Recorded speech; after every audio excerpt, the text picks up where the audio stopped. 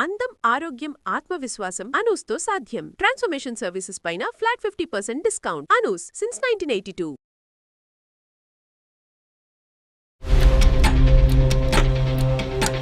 నేను అడుగుతూనే ఉన్నాను, నాకేమో సమాధానం చెప్పట్లేదు. సడన్ గా వేరే కొలీగ్ చెప్పారు ఇంకా తనకి మ్యారేజ్ ఫిక్స్ అయిందని. అసలు ఏం చేయలేని నిస్సహాయ స్థితిలో ఉండిపోయాను.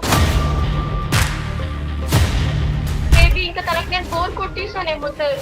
ఇంకా మేబీ కొత్త అమ్మాయిని కోరుకున్నాడేమో.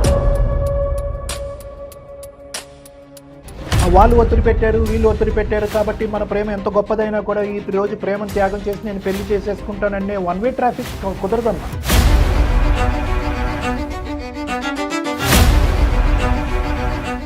వాళ్ళ వైఫ్ చూసి కూడా వాళ్ళ మధ్య కూడా గొడవ అయిందంట. మంచిగా చూసుకునే భర్త ఉన్నా కూడా నేను అసలు అతన్ని మర్చిపోలేకపోతున్నా.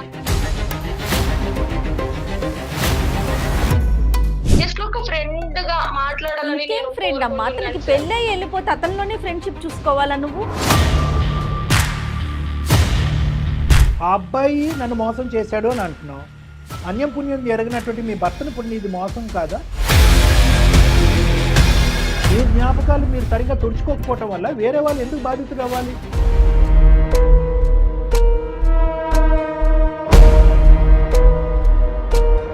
దీనికి కోచ్, గైడు, గురువు అన్నీ కూడా ఆ మహానుభావుడు.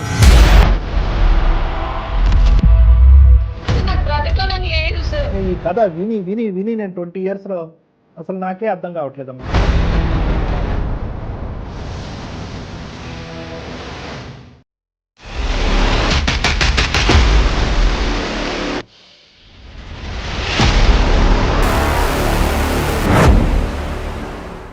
వెల్కమ్ టు అందమైన జీవితం. నమస్తే డాక్టర్ గారు. నమస్తే మేడం. కళ్యాణ్ గారు, నాకు అందమైన జీవితంతో పాటు మీతో ఒక సిరీస్ చేయాలని ఉందండి. ఏంటంటే ప్రీ మ్యారిటల్ కౌన్సిలింగ్. పెళ్ళికి ముందే అమ్మాయి అబ్బాయితో ముందుగానే మాట్లాడటానికి వాళ్ళు ఏం మాట్లాడుకోవాలి, ఎలాంటి సమస్యలు వస్తాయి పెళ్లి తర్వాత అనేది, వాళ్ళతో పాటు వాళ్ళ ఫ్యామిలీ మెంబర్స్తో కూడా. ఎందుకంటే ఏదైనా ఒక ఇష్యూ వచ్చినప్పుడు దాన్ని పెళ్లి తర్వాత కొనసాగించాలా, ఏ విషయం చెప్పాలి, ఏ విషయం చెప్పకూడదు అనే ఒక క్లారిటీ ఉండట్లేదు. దేన్ని ముందుకు తీసుకెళ్ళాలి, దేన్ని వదిలేయాలి, దేన్ని పట్టుకోవాలని. దీనివల్ల ఏం చేస్తున్నారు, పెళ్ళి అయిపోయిన తర్వాత కాస్త ప్రయాణం ముందుకు వెళ్ళాక దీన్ని తీసుకొచ్చుకుంటున్నారు, అంటే వెనక్కి వెళ్తున్నారనమాట. ముందున్న జర్నీ ఆగిపోతా ఉంది. సో డెఫినెట్గా మీరు అవకాశం ఇస్తే మాత్రం వాటి మీద కొన్ని ఎపిసోడ్స్ చేద్దామండి. అలాంటి ఇష్యూనేనండి ఈరోజు. కాబట్టి నాకు ఆ మెయిల్ చూసాక అనిపించింది మీతో డెఫినెట్గా మనం స్టార్ట్ చేయాలని. పింకీ అనే ఒక అమ్మాయి ఇలాంటి ఇష్యూతోనే మనకు మెయిల్ చేసింది. ఇష్యూస్ మేడం ఎలా మీరు అంటున్నారు కదా, పెళ్ళికి ముందు అందరికీ కూడా ఆ 6th సెన్స్ అనేది ఒకటి ఉంటుంది, సబ్ కాన్షియస్ మైండ్. ఈ మధ్యకాలంలో ఏమి నిన్న పెళ్లి చూపులు అయితే ఈరోజు పెళ్లి చేసేయట్లేదు మేడం. ఆ రోజు బిట్వీన్ పెళ్లి చూపులు అండ్ ఎంగేజ్మెంట్ ఒక 2-3 నెలలు ఉంటుంది. ఎంగేజ్మెంట్కి మ్యారేజ్కి మధ్యలో ముహూర్తాలు అవనండి, ఇంకొక బాల్ ఉంటుంది, కొద్ది టైం ఉంటుంది. ఈ టైంలో చాలామంది అబ్బాయిలకి కానీ అమ్మాయిలకి కానీ నా దగ్గర పెళ్ళి అయిన తర్వాత వచ్చి కూర్చున్న తర్వాత వాళ్ళు నేను అడుగుతాను, ఏమయ్యా పెళ్ళికి ముందు నీకు ఇది కనిపించిందా, ఈ సైను, ఈ మాట తీరు కానీ, ఈ పద్ధతి కానీ, ఈ వ్యవహారం కానీ నీకు కనిపించిందా అంటే కనుక ఉంది సార్, పెళ్ళి అయిన తర్వాత మెచ్యూరిటీ వచ్చి మారిపోతుందని చేసేసుకున్నాను, లేదంటే చేసేసుకున్నాను అని అమ్మాయి అంటుంది, అబ్బాయి అంటుంది. సో ఏంటంటే మీరు అన్నట్టుగా ఆ ప్రీ మ్యారిటల్ కౌన్సిలింగ్ అనేటటువంటి విభాగం ఇంకా మన సమాజంలో ఊపు అందుకోకపోవటం వల్ల ఏదో యాదృచ్ఛికంగా మ్యాజికల్ అయిపోద్ది, పెళ్ళి అయిన తర్వాత అలవాట్లు పొరపాట్లు అన్నీ మారిపోతాయి, సరిదిద్దుకుపోతాయి అని చెప్పి ఒక గుడ్డితనంతో ముందుకెళ్ళి ముందే ఊహించుకుని ఆగిపోవలసింది, తర్వాత ఇబ్బందులలో లోనవుతున్నారు మేడం. పోనీ సరే, తర్వాత మారుతారు అనుకుంటున్నారు, అనుకొని పెళ్లి చేసుకుంటున్నారు కదా, అక్కడ అడ్జస్ట్ అవుతారా? మళ్ళీ అక్కడ అవరు. సో వాళ్ళు అనుకున్నట్టే జరగాలి. Correct madam. అదే అసలు ఎన్ని సమస్యలకి కారణమవుతుంది. చాలా ట్రబుల్స్ అదే కారణం. అవును మేడం. మరి ఒకసారి పింకీతో మాట్లాడదామండి. ఆఫ్ కోర్స్ మాట్లాడు.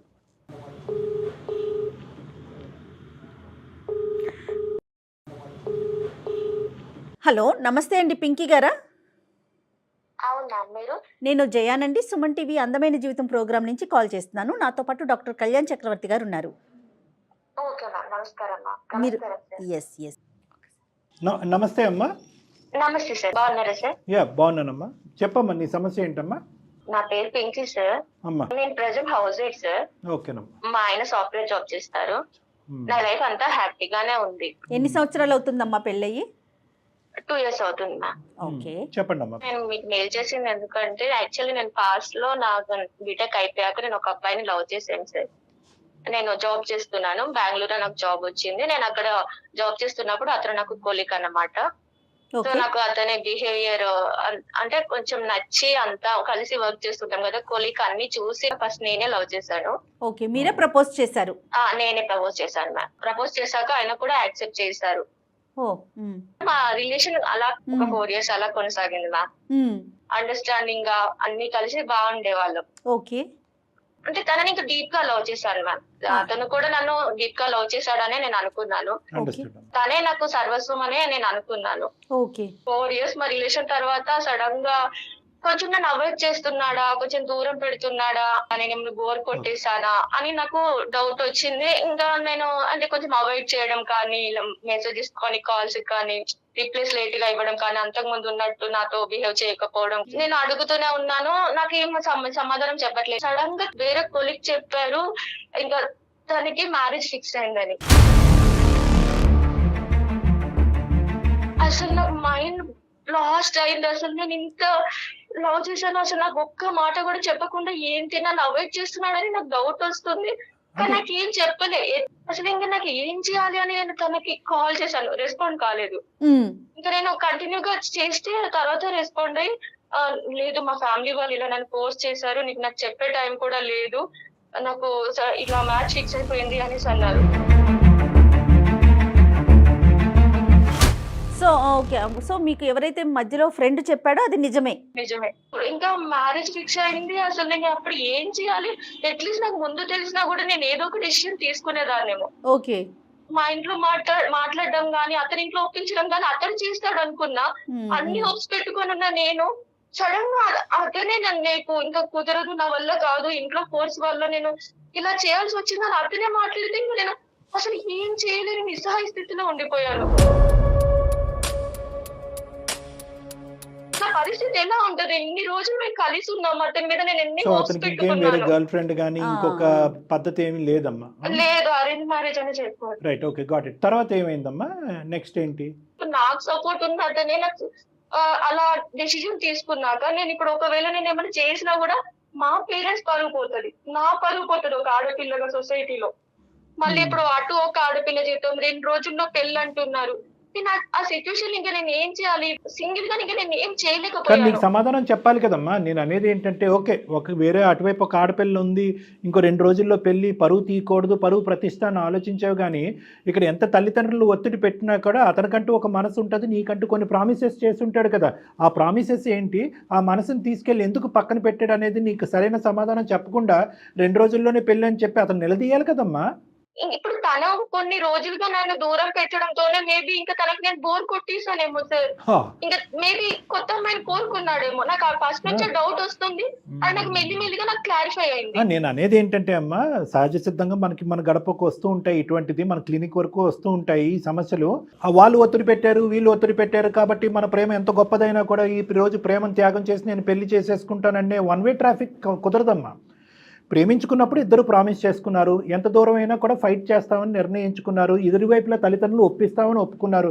అవన్నీ పక్కన పెట్టేసి ఒకళ్ళు తగ్గిపోయి కాంప్రమైజ్ అయినప్పుడు అసలు ప్రేమ అనేటటువంటి దాంట్లో కూడా దిగద్దు. ఎందుకంటే ప్రేమ అంటే కనుక ప్రేమించుకున్నప్పుడు ఆ బలం ఉంటే కనుక పెళ్లి వరకు తీసుకెళ్లే ఆ స్థైర్యం ఉండాలి, ఆ పట్టుదల ఉండాలి, ఆ పోరాట పటం ఉండాలి. ఒకళ్ళు విత్డ్రా అయిపోతే అంటే నేను నీకని కాదమ్మా, జనరల్గా నేను చెప్తున్నాను. ఇక్కడ ఏంటంటే అంత నోట్లో వేలు పెడితే కొరకనటువంటి బ్యాచ్ ఏం కాదు మీ బాయ్ ఫ్రెండ్.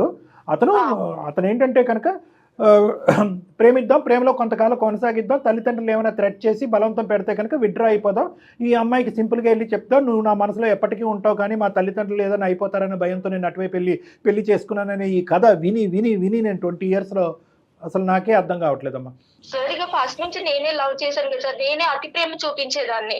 ఇంకా అది నాకు అలస అయిపోయిందో మరి, నేను ఇంకా ఇన్ని రోజులు కలిసి ఉండడం వల్ల మరి బోర్ కొట్టేశాను, అసలు ఇంకా డిప్రెషన్ లోకి వెళ్ళిపోయాను. అసలు ఇంకా నేను సూసైడ్ అటెంప్ట్ కూడా చేశాను. కానీ మా ఫ్రెండ్స్ ఇంకా లాస్ట్ మినిట్ లో నన్ను కాపాడారు, హాస్పిటల్లో జాయిన్ చేసేది సార్.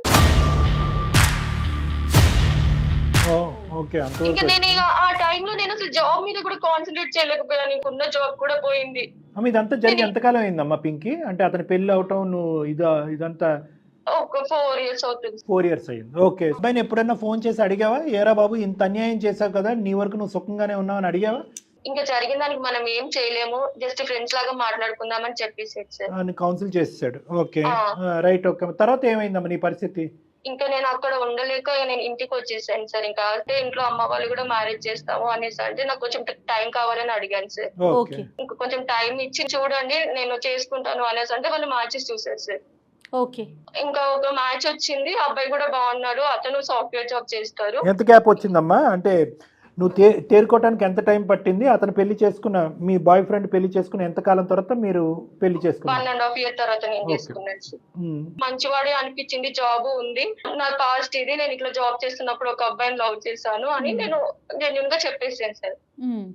చెప్పేస్తే అతను కూడా అర్థం చేసుకొని ఓకే ఇంకా ముందే నాకు జెన్యున్ గా నీ పాస్ట్ ఏంటో చెప్పావు కదా, నీ జెన్యునిటీ నాకు నచ్చింది అని అతను కూడా బాగా రిసీవ్ చేసుకున్నారు. ఓకే. అతను కూడా చాలా మంచివారు, నన్ను బాగా చూసుకుంటారు. Okay, very nice. నేను కూడా తర్వాత మళ్ళీ ఏం జాబ్ చేయలేదు, ఇంట్లో ఖాళీగానే ఉంటున్నా హౌస్ వైఫ్ లానే. ఓకే, బాగుంది. తర్వాత అమ్మా? కానీ నేను అతన్ని అంత లవ్ చేయడం వల్ల ఏమో, నేను అతనే నా సర్వస్వం అని ఫీల్ అవ్వడం వల్ల ఏమో తెలియదు కానీ నాకు నా భర్త నన్ను ఎంత బాగా చూసుకుంటున్నా కూడా నేను తన జ్ఞాపకాలు నాకు వస్తూనే ఉన్నాయి సార్. అది నార్మల్ గా అయితే నేను అప్పుడప్పుడు నేను ఆయన చేస్తూనే ఉన్నాను, ఎప్పుడు కూడా నేను అతన్ని దూరం పెట్టలేకపోతున్నా. అసలు నా మెంటల్ స్టెబిలిటీ ఎలా ఉంది? కాదమ్మా, కాదు, అతనితో ఫోన్ లో మాట్లాడుతున్నా అంటే టచ్ లో ఉన్నావు నువ్వు ఇంకా కూడా? అంటే అప్పుడప్పుడు నీకు గుర్తొచ్చినప్పుడు చేస్తూనే ఉన్నాను మ్యామ్. అతను మాట్లాడుతున్నాడు, అప్పుడప్పుడు రెస్పాండ్ అవుతున్నాడు, అప్పుడప్పుడు రెస్పాండ్ కావట్లేదు. అమ్మా, నువ్వు ఇన్ని సమస్యల్లోకి వెళ్ళావు, నీ పక్కన భర్త ఉన్నా కూడా ప్రియుడు జ్ఞాపకాల నుంచి బయటకు రాలేకపోతున్నావు. అక్కడ కూడా సేమ్ సిచ్యువేషన్ అమ్మా, మీ బాయ్ ఫ్రెండ్ కూడా నీ జ్ఞాపకాల్లో నుంచి బయటకు రాకే ఈ పదే ఫోన్లో మాట్లాడుకోవటమా మీ ఇద్దరు? తను అప్పుడప్పుడు రెస్పాండ్ అవుతున్నాడు, అప్పుడు ఇంకా వాళ్ళ వైఫ్ చూసి కూడా ఎవరు తను పదే నీకు కాల్స్ వస్తున్నాయి అనేసి వాళ్ళ మధ్య కూడా గొడవ అయిందంట. మరి వేసుకోండి ఒకరి కాపురాల్లో ఒకరు నిప్పులు. మంచిగా చూసుకునే భర్త ఉన్నా కూడా నేను అసలు అతన్ని మర్చిపోలేకపోతున్నాను. ఒక లవర్ గా హస్బెండ్ గా అంటే కాదు సార్, జస్ట్ ఫ్రెండ్లీగా మాట్లాడాలని నేను కోరుకుంటున్నాను సార్. మీ హస్బెండ్ కి తెలుసమ్మా? మీ హస్బెండ్ కి తెలుసా మీరు ఇలా టచ్ లో ఉన్నారా అబ్బాయితో అని చెప్పి? లేదు సార్. ఉండదు. అసలే నేను ఇందాక ఏం భయపడ్డాను అంటే కనుక జెన్యూనిటీ అని చెప్పి ఎందుకు ఆడపిల్లలు ఆ గతం గురించి కాబోయే భర్తలకు చెప్తారు అనేటటువంటిది ఒక అంశం అమ్మ. డాక్టర్ గారు మీరు ఏం చెప్తారు అంటే కనుక నేనైతే వద్దని చెప్తాను. ఎందుకంటే కనుక రేపొద్దున తెలిసి వస్తే ఎలాగండి అని కూడా అడుగుతూ ఉంటారు. చూడండి అమ్మ, అన్లెస్ అండ్ అంటిల్ అంటే మీ స్టోరీ కాదులే అండి, మీ భర్త గారికి ఇంకా ఏం తెలియదు పాపం, వీలైనంత వరకు గతం అని చెప్పి వదిలేయమని చెప్తాను. లేదండి నేను ఇప్పటికీ కూడా అతను మర్చిపోలేకపోతున్నాను, అతనే మనసులో ఉన్నాను, నేను బలవంతంగా పెళ్లి చేసుకుంటున్నాను అంటే కనుక ఖచ్చితంగా కాబోయేటటువంటి భర్తకైతే చెప్పండి. ఎందుకంటే అప్పుడు అతను డిసైడ్ చేసుకుంటాడు మీతో కంటిన్యూ చేయాలా వద్దా అని చెప్పి. అలా కాకుండాని మీరు ముందస్తునే ఏదో ఉంది అనుకుంటే కనుక అన్లెస్ అండ్ అంటిల్ మీ అండర్స్టాండింగ్ బాండింగ్ మీ ఇద్దరి మధ్యన రిలేషన్షిప్ కాబోయేటటువంటి భర్త మీకు ఒక బాండ్ రిలేషన్షిప్ అనేది బాగా ఎస్టాబ్లిష్ అవుతేనే కానీ ఇలాంటి అంశాలు చాలామందికి అర్థం కావమ్మా. దాని పెడార్థాల కింద తీసుకుంటారు. ఏమో ఈ అమ్మాయి నువ్వు 10% చెప్పావు కాబట్టి ఎంత జెన్యున్గా చెప్తుంది అని అనుకునే భర్తల యొక్క శాతం తక్కువ మంది ఉంటుంది. చాలామంది ఏమనుకుంటారంటే 10% చెప్పిందేమో ఇంకా 100 ఉందేమో అని అనుకుంటారు. సో కాబట్టి వీలైనంత వరకు ఒక క్లోజ్డ్ ఇష్యూ, ఆ ఇష్యూకి ఇప్పటికి నీ జీవితానికి ఎటువంటి సంబంధం లేదు అంటే కనుక వీలైనంత వరకు చెప్పకపోవటం అనేది మంచిది. ఎనీవే నువ్వు చెప్పావు, కానీ ఇక్కడున్న నువ్వు చెప్పే దాంట్లో విచిత్రం ఏంటంటే అసలు మీ హస్బెండ్ ఎంత మంచివాడా అని అనిపిస్తుంది. తనని నేను మోసం చేయాలని ఏం లేదు సార్, జస్ట్ కాకపోతే ఇన్ని రోజులు తనతో ఉన్నాను, తనని అంత లవ్ చేశాను కదా, జస్ట్ ఒక ఫ్రెండ్ గా మాట్లాడాలని. ఫ్రెండ్ అమ్మా, అతనికి పెళ్ళై వెళ్ళిపోతే అతనిలోనే ఫ్రెండ్షిప్ చూసుకోవాలా నువ్వు? ఏమన్నా అర్థం ఉందా తల్లి పింకి? మేడం నేను మర్చిపోలేకపోతున్నాను అసలు ఇది రీజన్. అప్పుడు పెళ్ళెందుకు అర్థం కావట్లేదు. అప్పుడు పెళ్ళెందుకు చేసుకున్నావు? తప్పు కదా అది. నా మాట తప్పుగా అనుకోద్దు అమ్మా, తెలియట్లేదు. నీకు తెలియదు కాబట్టి మాకు ఈమెయిల్ పెట్టి ఒక 2 నిమిషాలు విను. మీ బాయ్ ఫ్రెండ్ ప్రేమించేసి మా తల్లిదండ్రులు ఒత్తిడి పెట్టారని చెప్పి నిన్ను నడి సముద్రంలో వదిలేసి పెళ్లి చేసుకున్నాడు. అతను హ్యాపీగానే ఉన్నాడు. ఓకే, నువ్వు ఫోన్ చేయటం వల్ల వాళ్ళిద్దరు భార్యాభర్తల మధ్యన గొడవ జరగటం అనేటటువంటిది అదేమి అతనికి ప్రేమ ఎక్కువయ్యి గొడవ ఏమి అవ్వలేదు, నీ మీద ప్రేమ ఎక్కువయ్యి గొడవ అవ్వలేదు. నువ్వు పదే పదే ఫోన్ చేయటం వల్ల అతను అడ్డంగా దొరికాడు కాబట్టి, నిన్ను ఓదారుస్తున్నటువంటి సమయంలో ఆ వైఫ్కి అడ్డంగా దొరికాడు కాబట్టి అయ్యిందే కానీ నువ్వు అతని గురించి ఆలోచించే దాంట్లో అతను 1% కూడా నీ గురించి ఆలోచించట్లేదు. నేను నిన్ను అడిగేది ఏంటంటే, ఆ అబ్బాయి నన్ను మోసం చేశాడు అని అంటున్నావు, అన్యం పుణ్యం ఎరగినటువంటి మీ భర్తను ఇప్పుడు నీది మోసం కాదా? అందుంచి జయమేళ అన్నారు ఎందుకు పెళ్లి చేసుకున్నావు అన్నారు. అయితే మీరు గతాన్నన్నా పూర్తిగా తుడిచేసి పెళ్లి చేసుకోండి, లేదంటే ఆ గతంలోనే ఉండండి. అది తుడిచినట్టుగా అది మనసులో పెట్టుకుని మనసులో ఒక వ్యక్తి బయట ఉండేటటువంటి ఒక వ్యక్తి జరగటం అనేది మనం మనిషిలో అమ్మా, అది ఇంపాసిబుల్. అది నన్ను బాగా లవ్ చేస్తున్నారు, నన్ను ఇంత ప్రేమగా చూసుకుంటున్నారు, తనని అన్నీ మోసం తనే చేయాలని చెప్తోంది. నాకు లేదు, కానీ నేను ఆయన మర్చిపోలేకపోతున్నాను. ఇప్పుడు అందుకే నేను background లో- పదే పదే ఆయనకు మెసేజ్ కాల్ చేస్తున్నాను. నువ్వు బ్యాక్గ్రౌండ్లో ఈ విధంగా అతనితో మాట్లాడుతున్నానంటే అప్పుడు చూడు మీ భర్త ఎటువంటి ప్రేమను చూపెడతాడో ఏమి ఇస్తాడో. ఇది అసలైనటువంటి మోసం. అతనేమనుకుంటున్నాడంటే అబ్బా నా వైఫ్ ఎంత జెన్యూనో, పెళ్లికి ముందే అన్ని వివరాలు నాకు చెప్పేసింది అంటే కనుక నేను కళ్ళు మూసుకుని ట్రస్ట్ అనేటటువంటి పడవ మీద హ్యాపీగా నేను ప్రయాణం చేసేయచ్చు అని చెప్పి అతను గుండెల మీద చేయేసి పడుకుంటే మీరేమో వచ్చి వెనకాతల నుంచి గుంతలు తవ్వుతున్నారు. అంటే మీరేదో తప్పు చేస్తున్నారని నేను అన్నమ్మా, కానీ జ్ఞాపకాలు అనేవి కూడా ఒక తప్పే. ఎలా సార్ నేను తుడుచుకోలేకపోతున్నానంటే తుడుచుకునేంతవరకు వెయిట్ చేయండి. మీ జ్ఞాపకాలు మీరు సరిగ్గా తుడుచుకోకపోవటం వల్ల వేరే వాళ్ళు ఎందుకు బాధితుడు అవ్వాలి, అతను ఎందుకు బాధితుడు అవ్వాలి? కంట్రోల్ చేసుకోలేకపోతున్నాను సార్. పదే పదే నేనే కాల్ చేస్తున్నా, మెసేజెస్ చేస్తున్నా. అసలు నేను ఏం చేయాలో నాకు అర్థం కావట్లేదు. అతను అవాయిడ్ చేస్తున్నాడు. ఇంత ప్రేమించే భర్తను నేను మోసం చేస్తున్నా అని నన్ను నేను క్వశ్చన్ చేసుకుంటున్నా. ఇప్పటికీ కూడా ఏమీ మించిపోలేదు. నీ భర్తకు కూడా ఇప్పటికొచ్చి ఏ అంశం తెలియదు. అప్పుడు గుట్టేదో తెలిసింది కానీ అసలైన గుట్టు పాపం అతనికి తెలీదు. అతను అలాగే ఉండి ఇప్పుడు అతనికి చెప్పవలసినటువంటి, ఇప్పుడు నేను నిజాలు చెప్పేస్తాను నా మనసులో అతనే ఉన్నాడు అంటే కనుక మొత్తానికి నీ కాపురంలో నిప్పులు పోసుకున్న దాని అవుతావు. అది కూడా వద్దు. నాకు నీ సైడ్ నుంచి పూర్తి స్థాయి యుద్ధ ప్రాతిపదికన ఒక రియలైజేషన్ రావాలి. ఆ జ్ఞాపకాలు అనేది తీసేయాలి. ఆ తీసేదానికి నువ్వేమైనా ప్రయత్నం చేసుకుంటే రెడీ, లేదంటే నన్ను ఏమైనా హెల్ప్ చేయమంటే నేను కూడా దానికి హెల్ప్ చేస్తాను. ఖచ్చితంగా సార్, నేను దానికోసమే మీకు మెయిల్ చేశాను. అసలు నన్ను నమ్మిన వ్యక్తిని నేను మోసం చేస్తున్నా, తనకి నేను అన్యాయం చేస్తున్నా. ఎవరో నన్ను వద్దనుకున్న వల్ల నేను కావాలనుకుంటున్నా. అసలు నాకు బ్రతకాలని లేదు సార్. నో అమ్మ, వినమ్మా విను. నువ్వు బ్రతకటానికి చాలా కారణాలు ఉన్నాయమ్మా నీ జీవితంలో. నేను సూసైడ్ అనే మాట అన్ను అంటే కనుక నిన్ను ఈజీగా ఈ పరిస్థితుల్లోంచి గట్టెక్కిస్తానమ్మా నేను. ఇప్పుడు ఈ పరిస్థితి వరకు నువ్వు తెచ్చుకున్నావు. దీనికి కోచు, గైడు, గురువు అన్నీ కూడా ఆ మహానుభావుడు. ఏమీ ఎరగనట్టు సింపుల్గా నిన్ను ఇలా చేతులు దులుపుకున్నాడు, వేరే అమ్మాయిని పెళ్లి చేసుకున్నాడు. ఆ అమ్మాయికి మీ ఇద్దరు కథ తెలిసి వచ్చేటప్పటికి నీ అంత జెన్యున్గా నీ స్టోరీ అక్కడ చెప్పలేదు అతను. అది పైపెచ్చి ఏంటంటే ఇలా అడ్డంగా దొరికినప్పుడు నువ్వు ఫోన్ చేసినప్పుడు మీ తప్పేం లేదు, కానీ ఫోన్ చేసినప్పుడు దొరికినప్పుడు అక్కడ సముదాయించేశాడు. ఇంకా నీ వల్ల మా భార్యాభర్తల మధ్యన గొడవ అవుతున్నాయి, ఇప్పుడు కొత్త ఇష్యూస్ నాకు కదని చెప్పి చాలా ప్రాక్టికల్గా, చాలా కన్నింగ్గా, చాలా ఏంటో అనేది నాకు తెలియదు, కానీ అతని జీవితం అతను చూసుకున్నాడు స్వార్థం. అవును సార్, అతని లైఫ్ బానే ఉన్నారు. బాగానే ఉంటాం కాదు, నీకు గైడు గురు అనే మాట నేను అన్నాను. ఎందుకు అన్నాను అంటే కనుక అతనిలో ఒక ప్రాక్టికాలిటీ ఉంది. ఓకే, అప్పుడు మోసం చేశాడు, నువ్వు వెళ్ళి ఆ ఆడపిల్ల జీవితం చెడిపోద్దాను 10 మందికి నేను సమాధానం చెప్పుకోవాలని నువ్వు ప్రశ్నించి ఆ పెళ్ళేమీ ఆపలేదు. ఆ తంతు అనేది అలా జరిగిపోయింది. అతను హ్యాపీగా సెటిల్ అయిపోయాడు, లైఫ్ పాస్ట్ అంతా కూడా తుడిచేశాడు. ఈరోజు అతను మోసగాడైనా కూడా అతని దగ్గర ప్రజెంట్ హ్యాపీగా ఉన్నాడు. భార్యకి అన్యాయం చేయట్లేదు, భార్య కుటుంబానికి అతని తల్లిదండ్రులకి అన్యాయం చేయట్లేదు, ఉద్యోగం సద్యోగం చేసుకుంటున్నాడు, ఒకలో 2 పిల్లలు ఈ పాటికే కనుంటాడు. నువ్వేం చేస్తున్నావమ్మా? నిజంగా ప్రేమించినటువంటి భర్త ఉండటం వల్ల నువ్వు ఇలాగన్నా మాకు ఫోన్ చేసి మాట్లాడావు. ఇతనిలో ఏదన్నా ఒక క్వశ్చనింగ్ కానీ, అనుమానం కానీ, బాధ్యత లేకపోయినటువంటి తత్వం నీ భర్తలో చూపెట్టుంటే కనుక నీ ఆలోచనలు ఇంకా ఎంత పరుగులు తీసుండేవో. ఒకే ఒక పాయింట్ గుర్తుపెట్టుకో అమ్మా, నీలాంటి ఆడపిల్లలు ఎక్కడైనా కూడా ప్రేమించినటువంటి ఒక వ్యక్తి ప్రశ్నించవలసినటువంటి సమయంలో ప్రశ్నించకుండా, ఆపవలసిన సమయంలో ఆపకుండా, నిలదీయవలసినటువంటి పరిస్థితుల్లో నిలదీయకుండా పెళ్ళి జరిగితే కనుక ఆ చాప్టర్ అక్కడికి మూసేయాలి. ఎందుకు అంటే కనుక మీ ప్రేమ అనేటటువంటిది 4 జీవితాలను కాపాడాలే కానీ 4 జీవితాలని హింస పెట్టకూడదు. వాస్తవానికి ఇదే పరిస్థితి నువ్వు మాకు ఈమెయిల్ పెట్టావు, ఇదే పరిస్థితి మీ భర్తకు తెలుసుంటే కనుక మాకు ఈమెయిల్ పెట్టవలసినటువంటి అవసరం కూడా లేదు. ఇష్యూ అక్కడే తేలిపోయి ఉండేది, కొట్టే తెచ్చి అక్కడ తేలిపోయి ఉండేది. ఏమంటాడు, గెట్ లాస్ట్, నువ్వు అప్పుడు చెప్పింది 1% అనమాట, ఇంకా 99% నీ లోపల స్టోరీ ఉందన్నమాట, ఆ కథ ఇప్పటికీ నడుస్తుందన్నమాట, నువ్వు నన్ను చీట్ చేస్తున్నావు, గెట్అవుట్ అంటే కనుక 2 నిమిషాల్లో అతనికి డైవర్స్ వస్తుంది. మోసం చేసినటువంటి నీ బాయ్ ఫ్రెండ్, నేను మోసమే అంటాను, మోసం చేసి నీ ప్రేమను నీకు కాకుండా చేసినటువంటి నీ బాయ్ ఫ్రెండ్ ఎవరైతే ఉన్నారో అతను జరిగిపోయినటువంటి అంశాన్ని వెనక్కి పెట్టేసి ముందు కదలటం మొదలుపెట్టాడు. ఎందుకు? ఎంతో కొంత నీతో ప్రేమించినప్పుడు అతని ప్రేమలో కూడా ఒక నిజాయితీ ఉందిగా.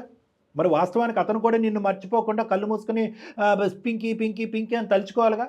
అలా తలుచుకోవట్లేదు అంటే దాని అర్థం ఏంటంటే కనుక అతను కొద్దిగా ఈ లవ్ అనే ఇమోషన్ నుంచి ప్రాక్టికాలిటీలోకి వచ్చాడు.